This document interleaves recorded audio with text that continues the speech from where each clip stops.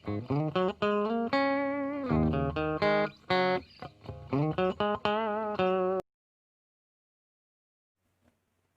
Students, welcome back to the Ashish accountancy classes. Students, फिर से हम आज की क्लास में पिछले वाले चैप्टर यानी चैप्टर 3 को कंटिन्यू रखेंगे। हमने पिछले फ्लैशबैक में जाते हैं। पिछले क्लास में क्या क्या डिस्कस किया था? हमने अकाउंटिंग प्रिंसिपल सीखा था। अकाउंटिंग प्रिंसिपल्स की कैटेगराइजेशन की थी दो में। कौन कौन से? पहला अकाउंटिंग कॉन्सेप्ट्स और दूसरा कौन सा? Accounting convention. अकाउंटिंग कॉन्सेप्ट के बारे में मैंने बोला कि अकाउंटिंग कॉन्सेप्ट को हम एजम्पशंस भी कहते हैं और अकाउंटिंग कन्वेंशंस को हम अकाउंटिंग प्रिंसिपल्स भी कहते हैं। अब अकाउंटिंग एजम्पशंस की बात की थी तो वहां 3 assumptions, GAC, G for going concern, second A for accrual assumptions and number third C for consistency assumption. और उसके बीच में हमने कुछ फीचर्स की भी बात की थी, फीचर्स ऑफ अकाउंटिंग प्रिंसिपल्स। वो फीचर्स कौन कौन से थे? जल्दी से रिवाइज कर लीजिए। पहला, मैन मेड होते हैं यानी हमारे द्वारा बनाए जाते हैं। दूसरा, फ्लेक्सिबल होते हैं, परमानेंट नहीं होते, हम चाहे कोई सा भी अडॉप्ट कर सकते हैं। एंड नंबर थर्ड क्या था? वो जनरली एक्सेप्टेड होते हैं। तो आप इन 3 फीचर्स को याद रखेंगे और 3 अकाउंटिंग एजम्पशंस थी। पहला गोइंग कंसर्न, दूसरा आपका एक्रूअल और तीसरा कंसिस्टेंसी। अब चलिए आगे बढ़ते हैं आज की क्लास में। आज की क्लास में हम लोगों ने पिछली क्लास में 2 कैटेगराइजेशन की। पहली तो की थी अकाउंटिंग एजम्पशंस और दूसरी थी आपकी अकाउंटिंग कन्वेंशंस। उस अकाउंटिंग कन्वेंशंस में आपने 11 प्रिंसिपल्स की बात की थी। आपने क्या? मैंने ही की थी। तो अकाउंटिंग कन्वेंशंस, अकाउंटिंग कन्वेंशंस का मतलब है प्रिंसिपल्स। प्रिंसिपल्स वो प्रिंसिपल नहीं, ये प्रिंसिपल्स होते हैं आपके उसूल, कायदे, नॉर्म्स, रूल्स। वो प्रिंसिपल नहीं, स्कूल वाला प्रिंसिपल नहीं, प्रिंसिपल्स। अब ये प्रिंसिपल्स मैंने आपको क्या बताए? 11 प्रिंसिपल्स होते हैं। और लास्ट क्लास में मैंने आपको एक स्टेटमेंट भी बताया जिसके थ्रू आप 11 प्रिंसिपल्स तैयार कर सकते हैं। ठीक है, करके तैयार करके देखते क्या था। सुनो, हम यानी HMM, हम ABCD का फुल रेवेन्यू वेरीफाई करेंगे। ये स्टेटमेंट मैंने आपको लास्ट क्लास में सिखाया था और इसी स्टेटमेंट के थ्रू 11 प्रिंसिपल्स हम लिखेंगे भी। देखते हैं कैसे। नंबर वन है H फॉर हिस्टोरिकल कॉन्सेप्ट होता है, historical concept. Number second, M for money measurement. Historical concept नहीं, यहां पे प्रिंसिपल यूज करते हैं वर्ड, नहीं तो एक जैसा तो लगेगा सब कुछ। Money measurement principal.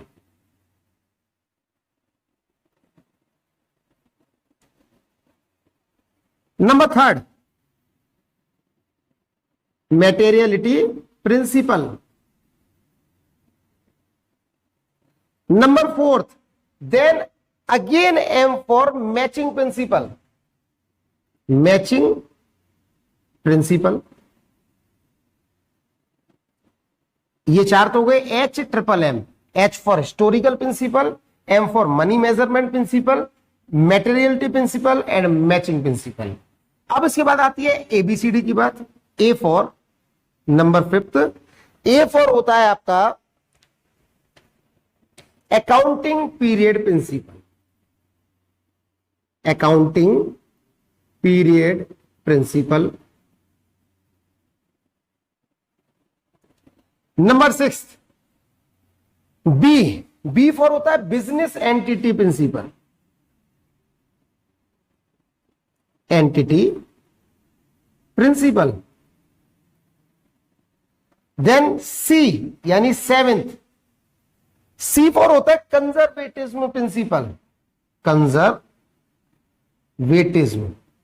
कंजर्वेटिज्म को हम प्रूडेंस भी कहते हैं, प्रूडेंस प्रिंसिपल भी कहते हैं। बात करेंगे क्या होता है ये। Number 8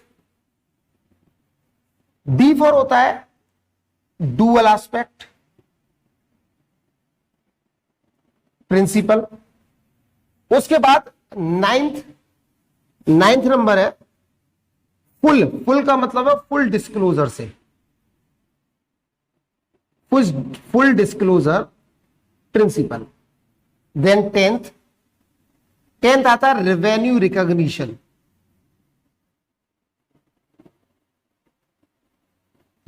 recognition, principal.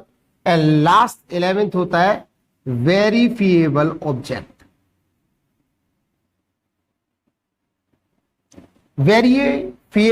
Objective principle. तो ये 11 प्रिंसिपल थे कि सुनो हम ABCD का फुल रेवेन्यू वेरीफाई करेंगे।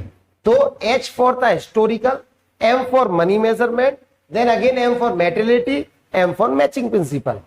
उसके बाद A फॉर था आपका accounting period principle, B for business entity principle, C for क्या था conservative principle, D for dual aspect, then full disclosure principle, revenue recognition principle and verifiable objective principle.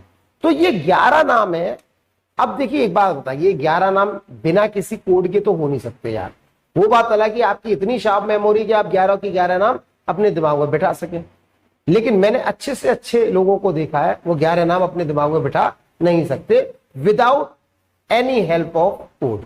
तो इसीलिए मैंने कोडिंग कर दी एक सेंटेंस से जिसमें लिखा है हम ABCD का फुल रेवेन्यू वेरीफाई करेंगे, और आपको अच्छा भी लगा होगा समझ के। चलिए अब हम एक एक करके प्रिंसिपल पे आते हैं।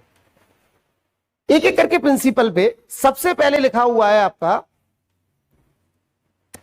हिस्टोरिकल कॉन्सेप्ट, प्रिंसिपल यानी हिस्टोरिकल कॉस्ट कॉन्सेप्ट कह सकते हैं इसको। इस हिस्टोरिकल कॉस्ट कॉन्सेप्ट में रीड करते हैं पहले थ्योरी को।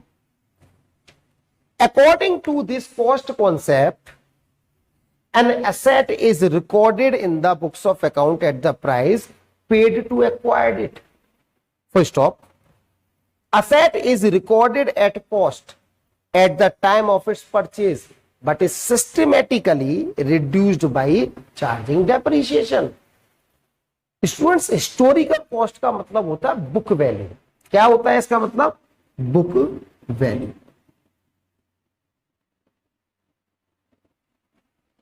बुक वैल्यू यानी जिस वैल्यू पे आपके अकाउंटिंग में आइटम्स रिकॉर्ड किए जाते हैं। जैसे आपने कोई असेट्स खरीदी 5 लाख की, तो वो 5 लाख की ही रिकॉर्ड होगी आपके अकाउंट में। कल को साल भर बाद या 2 साल बाद उसकी वैल्यू कितनी भी चेंज हो जाए, बढ़ जाए या घट जाए, लेकिन आपके लिए उतनी ही वैल्यू रहेगी, बुक वैल्यू 5 लाख ही रहेगी जितने पे आपने एक्वायर मतलब परचेज की है। तो यहां भी वही लिखा हुआ है कि according to this cost concept an assets is recorded in the books of account at the price at paid to acquired it, यानी जितने पे आपने पैसा दिया है परचेज करने के लिए। इसमें फॉर एग्जांपल भी पढ़ लेते, आगे रीड कीजिएगा। For example an assets is purchase for ₹5 lakh and if at the time of preparing the final accounts even its market value is say 4 lakh or 7 lakh, yet the asset shall continue be shown at its purchase price of ₹5 lakh। यानी वही same example मैंने अभी आपको दिया। क्या example दिया कि भैया आपके बुक में यानी आपके अकाउंट्स में वही वैल्यू को रिकॉर्ड किया जाएगा जितने पे आपने सामान को खरीदा है, चाहे उस सामान की कीमत आगे जाके कितनी भी बढ़ जाए या कितनी भी घट जाए, आपके लिए वो कीमत उतने ही रहने वाली है। वो बात अलग है कि कोई भी असेट्स डेप्रिशिएट करती रहती है, तो आपको उसी बुक वैल्यू पे उसको डेप्रिशिएट करके दिखाना पड़ेगा। आप समझ पा रहे होंगे? यानी मुझे चाहे वो असेट्स हो, परचेज जब की गई हो, तो वो हमें बुक वैल्यू पे रिकॉर्ड करनी है, यानी अपने परचेज वैल्यू पे रिकॉर्ड करनी है, आगे भविष्य में उसकी मार्केट वैल्यू कितनी भी क्यों ना हो। क्लियर? तो ये था हमारा सबसे पहला प्रिंसिपल, हिस्टोरिकल कॉस्ट प्रिंसिपल। अब सेकंड आता है money measurement principle. Money measurement principle में क्या है, रीड करिए। According to this money measurement principle, transactions and events that can be measured in terms money terms are recorded in the books of accounts of the enterprise. Full stop.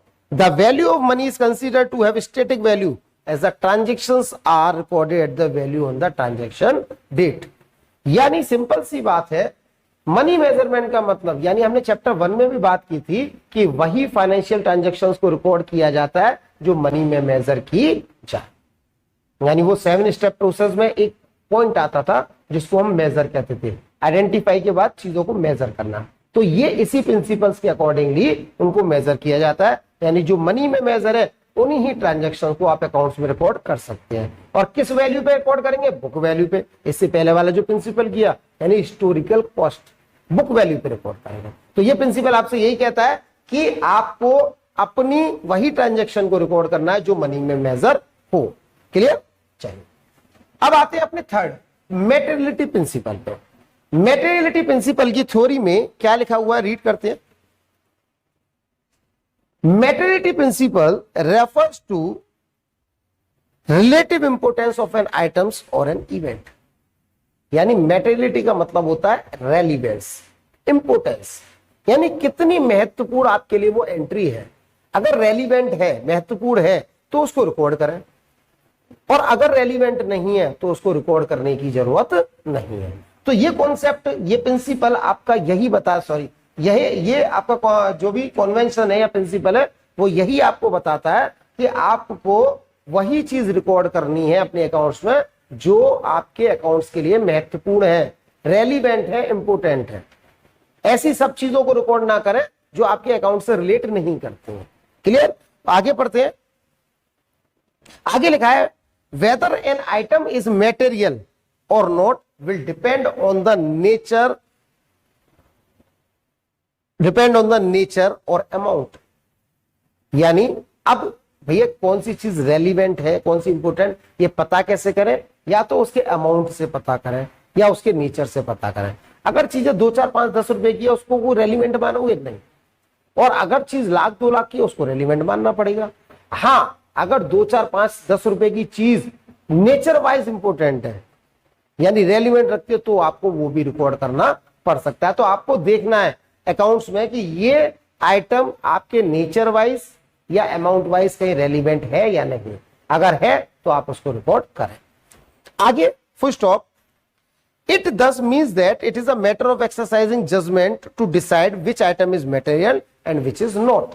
यानी आपको यह पता करना है कि अपने डिसीजन से, अपने जजमेंट से कि कौन से आइटम मटेरियल है और कौन से मटेरियल नहीं है। तो an item may be material for one enterprise but may not be material for another. हो सकता है आपके लिए कोई आइटम मटेरियल होता हो यानी रेलिवेंस रखता हो, और हो सकता है वही आइटम दूसरी ऑर्गेनाइजेशन के लिए रेलिवेंट ना करता हो। ये तो डिपेंड करता है आपके अमाउंट और नेचर पे। जैसे आगे पढ़ते हैं। For example amount spent on repairs of building से 2,50,000 is material for an enterprise having a turnover of say rupees 10 lakh, but it is not material for an enterprise having a turnover of say 15 crore. यानी अगर आपका turnover कम है और आपने 2.5 लाख के repair कराए तो बहुत बड़ी रकम है भैया। 2,50,000 is a big amount for whom the organization having their turnover of rupees 10 lakh। और अगर दूसरी ऑर्गेनाइजेशन की बात करें तो भैया उसका 15 करोड़ टर्नओवर है, क्या उसके लिए 2.5 लाख मायने रखते हैं? बिल्कुल भी नहीं। तो ये आपको डिसाइड करना है, आपको जज करना है कि कौन सा आइटम नेचर वाइज और अमाउंट वाइज मटेरियल रखता है और कौन सा नहीं, है कि नहीं? तो प्रिंसिपल्स मैन मेड होते हैं, ये अपने जजमेंट पे बेस्ड होते हैं। एक फीचर आपका क्लियर हो जाता है कि accounting principles are man made. Clear? तो यहां पे बात वही हो रही है कि मेटेरियलिटी प्रिंसिपल में वही आइटम्स को हम रेलिवेंट मानेंगे जिसका नेचर वाइज या अमाउंट वाइज आपके लिए इंपोर्टेंट रखता है। तो ये था आपका तीसरा प्रिंसिपल। आइए फोर्थ प्रिंसिपल यानी मैचिंग प्रिंसिपल्स पे बात करते हैं। रीड कीजिए थ्योरी। मैचिंग प्रिंसिपल में it is necessary to match revenue of the period with the expenses of that period to determine correct profit और loss for the accounting period. Full stop. Profit earned by the business during a period can be correctly measured only when the revenue earned during the period is matched with the expenditure incurred to earn that revenue. Full stop. In brief, according to this concept, the expenses for an accounting period are matched against related revenue rather than cash received or cash paid. यानी इसका मतलब कहने का ये है, matching principle में आपको revenue को एक्सपेंस के साथ मैच करना पड़ेगा, और जब आप रेवेन्यू को एक्सपेंस के साथ मैच करोगे तो या तो प्रॉफिट निकल के आएगा या फिर लॉस निकल के आएगा। और आपको ये करना जरूरी है, चाहे उसमें आपने खर्चा किया हो, यानी एक्सपेंस को रिकॉर्ड किया आपने, ये मायने नहीं रखता उसका कैश पे किया नहीं किया, या आपने रेवेन्यू को रिकॉर्ड किया, मायने नहीं रखता कि आपको कैश रिसीव्ड हुआ या नहीं हुआ।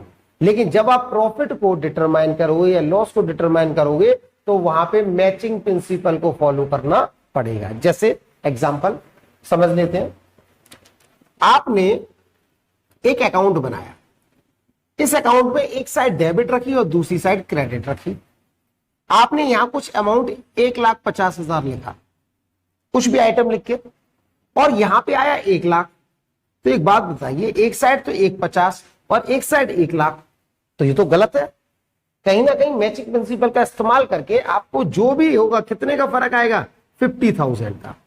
तो ये 50,000 आइदर प्रॉफिट होगा या फिर आपका लॉस माना जा सकता है। वो डिपेंड करता है, जब हम आगे चैप्टर में पढ़ेंगे कि भैया इसको प्रॉफिट बोले या फिर लॉस बोले। हाँ, ये जरूर कह सकते हैं कि सर रेवेन्यू ज्यादा है और खर्चे कम है तो प्रॉफिट है, और रेवेन्यू कम है और खर्चे ज्यादा है तो इसका मतलब आपके लॉस है। तो मैचिंग प्रिंसिपल्स आपसे यही बतलाता है, यही सिखाता है कि जब आप अकाउंटिंग में इसको फॉलो करोगे तो आप प्रॉफिट और लॉस को अच्छे तरीके से क्या कर सकते हैं, डिटरमाइन कर सकते हो, वो भी करेक्टली। तो मैचिंग प्रिंसिपल में सिंपल सा यही कि रेवेन्यू को एक्सपेंस के बराबर मैच करना पड़ता है टू डिटरमाइन प्रॉफिट और लॉस। इसके आगे next principle, accounting period principle. Read करते हैं अकाउंटिंग पीरियड प्रिंसिपल में। अकाउंटिंग पीरियड प्रिंसिपल में लिखा है, according to this principle the life of an enterprise is broken into smaller periods. Smaller periods का मतलब अकाउंटिंग पीरियड्स, यानी पूरा अकाउंटिंग जो होता है, एंटरप्राइज की लाइफ जो होती है, वो छोटे छोटे टुकड़ों में डिवाइड की जाती है, so that its performance is measured at regular interval। अब एक बात बताइए, आपकी कोई कंपनी है, आपकी कोई फर्म है, वो सालों साल चल रही है, तो आपने गोइंग कंसर्न में समझ लिया कि सालों साल चलती रहती है। तो क्या ऐसा होता है कि जब आपने शुरू किया और जब आपकी कंपनी खत्म होती है तब अकाउंटिंग करोगे? तो यह एक बात बताओ, आपको तो हर पल पे प्रॉफिट को जानना पड़ता है, और वो हर पल, हर एक पीरियड को अकाउंटिंग पीरियड कहते हैं, मींस एक साल कहते हैं। और वो एक साल कब से कब तक होता है? 1 अप्रैल से लेकर 31 मार्च तक। तो इसीलिए हम लाइफ ऑफ एन एंटरप्राइज को छोटे छोटे अकाउंटिंग पीरियड में क्या कर देते हैं, डिवाइड कर देते हैं, केवल किस लिए? ताकि हम परफॉर्मेंस पता कर सकें। और परफॉर्मेंस कैसे पता करोगे? प्रॉफिट और लॉस। क्लियर? Full stop. आगे, users of financial statement specially the management and banks require information from the accounts at regular intervals so that decisions can be taken at the appropriate time। यानी users तो कई सारे अपने पढ़े थे chapter 1 में, उनमें 2 का एग्जांपल ले लिया, जैसे मैनेजमेंट और बैंक। उनको भी अकाउंटिंग पीरियड के हिसाब से आपके रिकॉर्ड्स चाहिए होते हैं, ताकि वो हर साल डिसीजन ले सके। मैनेजमेंट किस पे डिसीजन लेगा? अपने अंदर के जितने भी डिसीजंस होते हैं। बैंक किस पे डिसीजन लेगा? कि आपको लोन दे या ना दे। अगर आप मान के चलो ये करो कि भाई शुरुआत में अकाउंटिंग की और लास्ट में जाके जब कंपनी खत्म हो रही है, तो वो सब यूजलेस है। ऐसी अकाउंटिंग का मतलब भी नहीं बनता है। तो इसीलिए आपके अपने यूजर्स के लिए भी रेलिवेंट रखने के लिए भी आपको क्या करना होगा, हर अकाउंटिंग पीरियड के लिए आपके अकाउंट्स मेंटेन करने पड़ते हैं। तो यही अकाउंटिंग पीरियड प्रिंसिपल कहता है कि आप अपने पूरे लाइफ ऑफ एन एंटरप्राइज को छोटे छोटे टुकड़ों में डिवाइड कर ले, ताकि मैनेजमेंट हो, चाहे बैंक हो, या फिर कोई अदर यूजर्स क्यों ना हो, वो आपके अकाउंट्स का फायदा उठा सके और अंडरस्टैंड भी अच्छे से कर सके। Full stop. Similarly government has to assess tax dues from the enterprise. यानी सिंपल सी बात है, जैसे मैनेजमेंट होती है, जैसे बैंक होती है, ऐसे ही गवर्नमेंट भी आपकी यूजर होती है। तो इन सबको अपने अपने मतलब के लिए आपके अकाउंटिंग जो स्टेटमेंट है, अकाउंटिंग इंफॉर्मेशन, वो अकाउंटिंग पीरियड के हिसाब से लेनी पड़ती है, ताकि आप हर साल अपनी अपनी परफॉर्मेंस को सामने वाले को दिखा सकें कि भैया ये परफॉर्मेंस इस साल की है, तो आप इस बेसिस पे डिसीजन लीजिए। तो क्लियर है। तो इसी तरीके से हम स्मॉलर पीरियड अकाउंटिंग पीरियड में पूरे लाइफ ऑफ एन एंटरप्राइज को डिवाइड कर देते हैं। आगे बढ़ते हैं। Next principle, business entity principle. ये मैं बार बार आपको पहले भी समझा चुका हूं कि बिजनेस एंटिटी प्रिंसिपल होता क्या है। बिजनेस एंटिटी प्रिंसिपल में पहले इसकी थ्योरी रीड कर लेते हैं। According to business entity principle, business is considered to be separate from its owner. ये आपको मैंने 5th चैप्टर में भी सिखाया, मैंने आपको 1st चैप्टर में भी सिखाया कि एक व्यापार अपने ओनर से बिल्कुल अलग होता है, सेपरेट फ्रॉम इट्स ओनर। यानी ओनर की आइडेंटिटी अलग होती है और बिजनेस की आइडेंटिटी अलग होती है। और यही प्रिंसिपल बताता है, principle number 6। Business entity principle ही कहता है कि आपकी जो भी बिजनेस है वो अलग एंटिटी है और ओनर की आइडेंटिटी अलग है। आगे, full stop, business transactions are recorded in the books of account from the business point of view, not from that of the owners. भाई ओनर के पॉइंट ऑफ व्यू से बिजनेस के अकाउंट क्यों बनने लगे?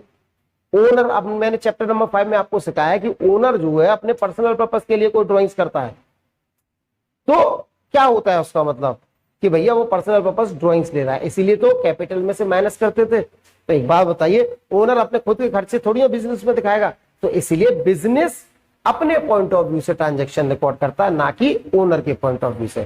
तो इससे साफ पता चलता है कि ओनर की आइडेंटिटी अलग होती है और बिजनेस की आइडेंटिटी अलग होती है। Full stop. आगे बढ़ते हैं। आगे लिखा हुआ, owners being regarded as separate from business are considered as creditors of the business to the extent of their capital. भाई सीधी सी बात है, बिजनेस के लिए जो ओनर होते हैं वो एक तरीके से क्रेडिटर होते हैं, क्योंकि वो कैपिटल लगाते हैं, पैसा उधार देते हैं। मैं किसी व्यापार को शुरू कर रहा हूं, उस व्यापार को शुरू करने के लिए पैसा लगाऊंगा। अब एज ए बिजनेस मैं देखूं तो मेरे लिए किसी ओनर ने पैसा मुझे दिया, तो इस बिजनेस के लिए वो क्या बन जाती है? लायबिलिटी बन जाती है। तो सिंपल सी बात है कि बिजनेस के लिए ओनर एक क्रेडिटर के माफिक होते हैं, क्रेडिटर की तरह हुआ करते हैं। तो इसीलिए यहां पे ओनर की आइडेंटिटी अलग और बिजनेस की आइडेंटिटी अलग हो जाती है। Full stop. For example, when proprietor introduces capital, तो कैश अकाउंट और bank account is debited with capital is credited. यानी कैश अकाउंट को तो डेबिट किया जाता है और कैपिटल अकाउंट को क्रेडिट किया जाता है। तो आपको सारी चीज समझ में आ गई होंगी। सर आपने चैप्टर नंबर 5 पहले ही समझा दिया है, वहां पे बिजनेस कमेंस किया जाता है, कैपिटल लगाई जाती है, तो चीजें समझ हो गई, क्लियर आ गई कि भैया हाँ, बिजनेस की आइडेंटिटी अलग रहती है और ओनर की आइडेंटिटी अलग होती है। ओनर एक क्रेडिटर के रूप में बिजनेस का माना जाता है, जिसमें कि पैसा वापस करना बाद में पड़ता है। क्लियर है चीज? आपने सारी थ्योरी भी रीड कर ली इसकी और समझ भी आया। अब आगे बढ़ते हैं। नेक्स्ट है कंजर्वेटिव प्रूडेंस प्रिंसिपल। स्टूडेंट इसको आप ठीक से रीड करना, क्योंकि थोड़ा सा टिपिकल भी है और इंपोर्टेंट भी है। तो आइए पढ़ते हैं। Conservative prudence principle. Conservative prudence principle में लिखा हुआ है कि प्रूडेंस और conservative principle is many a time described using the phrase do not anticipate a profit but provide for all possible losses. Full stop. Stating differently, it takes the consideration all prospective losses but not the prospective profits। यानी हर एक व्यापार को ये सोच के नहीं चलना चाहिए कि हमें प्रॉफिट ही होगा, हर चीज से लाभ होगा, ऐसा नहीं सोचना चाहिए। लेकिन अगर हर बिजनेस ओनर को या बिजनेस को पता चल जाए कि ये भविष्य में नुकसान हो सकता है, तो उसके लिए आपको प्रॉपर प्रोविजंस बनाने पड़ेंगे। प्रॉफिट की एक्सपेक्टेशन मत रखें। साफ लिखा हुआ है do not anticipate a profit. आप प्रॉफिट का अनुमान बिल्कुल ना लगाएं, तो किसी को नहीं पता व्यापार में आगे जाके फायदा होगा या नहीं। Do not anticipate a profit but provide for all possible losses. जो आपको भविष्य में नुकसान होने वाले हो सकते हैं, पता नहीं कौन से, लेकिन हो सकते हैं, ऐसा मान के चलना चाहिए। तो उनके लिए प्रोवाइड यानी प्रोविजन जरूर बना के रखें। आगे, the application of this concept ensure that the financial do not paint a better picture than what it actually is। बिल्कुल, यानी यहां पे ये बात साफ साफ लिखी हुई है कि कोई भी व्यापार नहीं बता सकता कि आगे भविष्य में क्या होने वाला है। तो इसीलिए आप उस प्रॉफिट का अनुमान ना लगाएं, केवल लॉसेस के बारे में सोचे, प्रॉफिट अपने आप ही आपके हाथ आ जाएगा। तो इसीलिए यहां पे भी यही बात लिखी हुई है कि do not paint a better picture than what it actually is.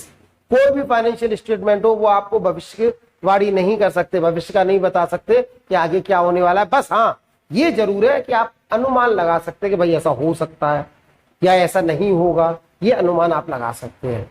तो उसी के लिए ये प्रिंसिपल आपसे साफ साफ कहता है कि do not anticipate a profit but provide for all possible losses. और बच्चों इंपोर्टेंट है, इसीलिए मैं आपको बार बार बता रहा हूं। आगे रीड करते हैं। फॉर एग्जाम्पल, सॉरी, उसके आगे लिखा हुआ है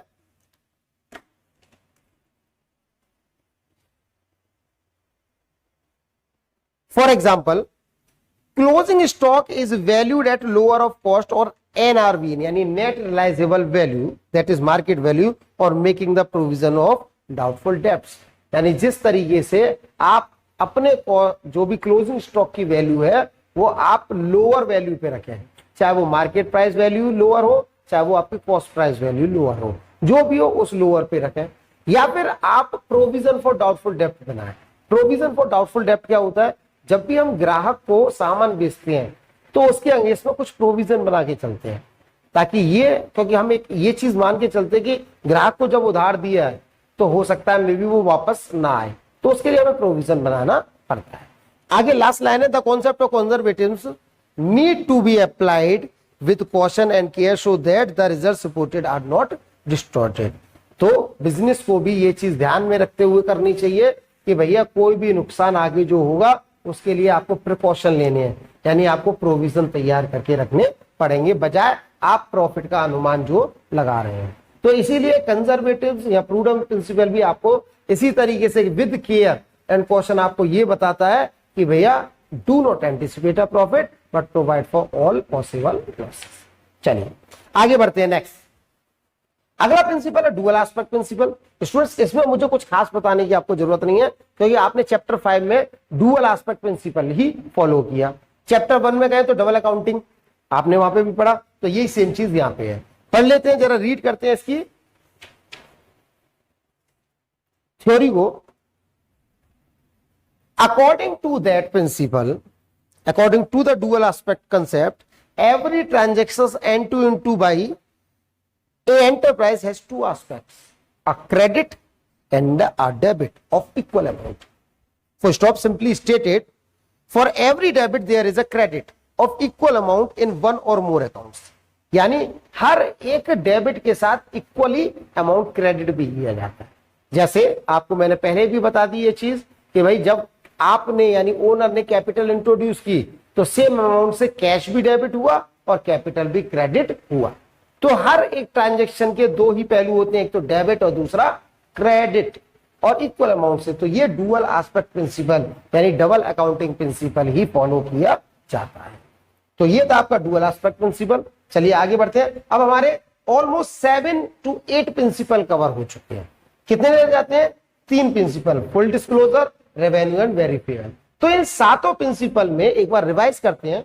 हिस्टोरिकल प्रिंसिपल यानी आपको अपने अकाउंट्स में जब भी एसेट्स परचेस किया है जिस वैल्यू पे उसको रिकॉर्ड करना पड़ता है, यानी बुक वैल्यू पे रिकॉर्ड करना पड़ता है। दूसरा था मनी मेजरमेंट प्रिंसिपल, यानी आपको वही ट्रांजैक्शंस रिकॉर्ड करनी है जो आपकी मनी में मेजर की गई हो, जो फाइनेंशियल नेचर की हो। Number 3 मैटेरियलिटी principal. मैटेरियलिटी यानी ये नेचर और अमाउंट पे डिपेंड करता है कि आप किस आइटम को रिकॉर्ड करें और किसको ना करें। मैचिंग प्रिंसिपल, जब भी आप प्रॉफिट और लॉस निकालने जाएंगे तो आपको मैचिंग प्रिंसिपल फॉलो करना पड़ेगा, यानी रिवेन्यू को एक्सपेंसेस के बराबर रखना पड़ेगा और उससे पता लगाना पड़ेगा कि कितना प्रॉफिट और कितना लॉस है। अकाउंटिंग पीरियड प्रिंसिपल, आप पूरे लाइफ ऑफ एन एंटरप्राइज को छोटे छोटे टुकड़ों में डिवाइड करते हैं, छोटे छोटे पीरियड्स में, ताकि आप अच्छे से परफॉर्मेंस को जज कर सके और वो परफॉर्मेंस जज करके अपने एक्सटर्नल यूजर्स को दिखा सके ताकि वो डिसीजंस अच्छे से ले सकें। बिजनेस एंटिटी प्रिंसिपल, यानी बिजनेस अलग होता है और उसके ओनर्स की आइडेंटिटी अलग होती है। एक ओनर केवल एक क्रेडिटर की तरीके से, एक क्रेडिटर के रूप में ही होता है बिजनेस के लिए, उससे ज्यादा कुछ नहीं। अगर कोई भी बात बिजनेस पे आती है ओनर उसके लिए कोई रेस्पॉन्सिबल नहीं रहता। और या फिर ओनर की बात कोई आती है तो बिजनेस उसके लिए कोई रेस्पॉन्सिबल नहीं है। तो बिजनेस और ओनर दोनों ही अलग अलग आइडेंटिटी होती है। नेक्स्ट है कंजर्वेटिव प्रिंसिपल। कंजर्वेटिव में do not anticipate profit but provide for all losses, यानी हमें प्रॉफिट का अनुमान नहीं लगाना चाहिए, बजाय उसके हमें नुकसान के लिए कुछ ना कुछ प्रोविजन तैयार करके चलना चाहिए। जैसे क्या होता है, एक इंडिविजुअल या नॉर्मल आदमी क्या करता है, अपनी सेविंग्स बचा के चलता है, सेविंग्स बना के चलता है, ताकि फ्यूचर में कोई नुकसान हो तो उससे वो पैसा भरपाई कर सके। ऐसा ही तो होता है। तो ये सेम बिजनेस के लिए होता है। बिजनेस में कुछ प्रोविजन तैयार करके चलता है ताकि भविष्य में कोई नुकसान होता है तो वहां से वो सेट ऑफ कर सके। और लास्ट है dual aspect principle. Last note, but इस क्लास का लास्ट था डुअल एस्पेक्ट, यानी हर एक ट्रांजैक्शन के दो पहलू होते हैं, डेबिट एंड क्रेडिट, और दोनों ही इक्वल अमाउंट से होते हैं। तो ये कॉन्सेप्ट यानी ये प्रिंसिपल आपको फॉलो करना पड़ता है। अब रह जाते हैं तीन, full disclosure, revenue and verifiable. ये तीन प्रिंसिपल्स हम लोग नेक्स्ट क्लास में डिस्कस करेंगे, जहां पे हम अकाउंटिंग स्टैंडर्ड के बारे में भी बात करेंगे। तो हमारे अगली क्लास के लिए जो टॉपिक रह जाते हैं वो है आपके ये तीन प्रिंसिपल। कौन कौन से? Full disclosure, revenue and verifiable. इसके अलावा जो तीन बाकी का टॉपिक रह जाता है वो है अकाउंटिंग स्टैंडर्ड, जो हम आने वाली नेक्स्ट क्लास में कवर करेंगे।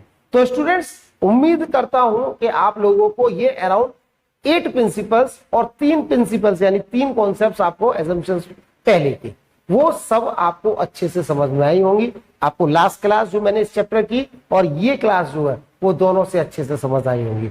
अगर नहीं आती तो आप मुझे मैसेज करके फिर से पूछ सकते हैं, या कोई भी डाउट हो तो वो भी लिख सकते हैं। चलिए आज की क्लास यहीं ओवर करते हैं। तब तक के लिए धन्यवाद, शुक्रिया, अपना ध्यान रखें and have a nice day.